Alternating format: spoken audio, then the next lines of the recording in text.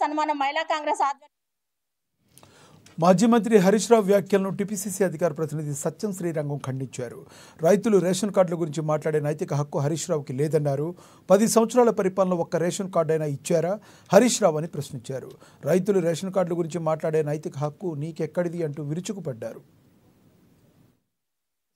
ఆదాయం పెంచారు, లాభమైంది. ఎక్కడ రేషన్ కార్డులు ఇచ్చారు?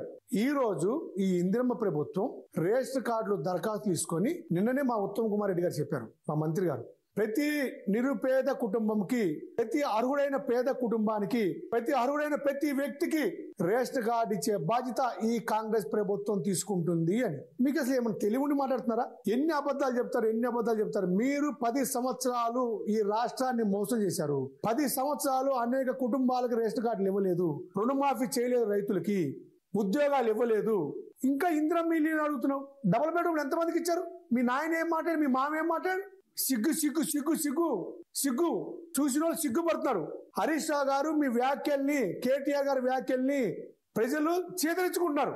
ప్రజలు బుద్ధి చెప్పినా మీరు మీడియా ముందుకు వచ్చి మేము 10 సంవత్సరాలు ఇచ్చేసాం మీరు చేయట్లేంటే నవ్వుతున్నారు. మీకు ఇందిరమ్మ ఇల్లు గురించి, రేషన్ కార్డుల గురించి, నిరుద్యోగుల గురించి, రైతుల గురించి మాట్లాడే నైతిక హక్కు, నైతికత మీకు లేదు. 2014 మేము రాబట్టే ఇదంతా అయింది అని చెప్తున్నావు.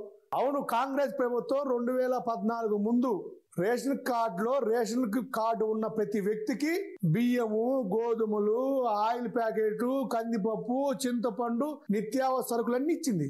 మీ బతుకులు ఎప్పుడు ఇచ్చారా? అవన్నీ ఎత్తేసారు. ఆదాయం పెంచారు, లాభమైంది. ఎక్కడ రేషన్ కార్డులు ఇచ్చారు?